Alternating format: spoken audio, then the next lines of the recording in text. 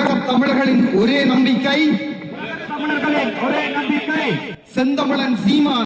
இந்த வீடியோ பார்த்தீங்களா? இங்கே இருக்க நம்மளுக்காக வெளிநாட்டில் செட்டில் ஆனவங்க, நல்லா படித்தவங்க அங்கே போய் நமக்காக ஒரு பரப்புரை பண்ணுறாங்க, கவன ஈர்ப்பு. அது எதுக்குன்னா, நம்ம நாடு எவ்வளோ நாசமாக போகுதுன்னு அவங்களுக்கு தெரியும். ஏன்னா நம்ம வெளிநாட்டில் பார்த்திங்கன்னா எல்லா வசதியுமே இருக்குது, நாடுன்னா அப்படி தான் இருக்கணும்னு ஒரு இது இருக்குது. நம்ம ஊரில் ஒரு மயிரும் கிடையாது. ஆனால் இருக்கிறவங்க பூரா காசை பூரா கொள்ளையடிச்சுக்கிட்டு இருக்கிற மண் களிமாவை எல்லாத்தையும் முடிச்சு ஆட்டையை போட்டுறாங்க, கொண்டு போய் விற்று போடுறாங்க, வெளியே கொண்டு போய் விற்று போடுறாங்க. அவங்க ஊருக்கு தான் செய்கிறாங்கன்னு தவிர ஊருக்கு ஒன்றும் செய்கிறதில்ல. அவங்க வீட்டுக்கு தான் எல்லாம் பண்ணிக்கிறாங்க. அவங்க பூரா செட்டில் ஆகிடுறாங்க.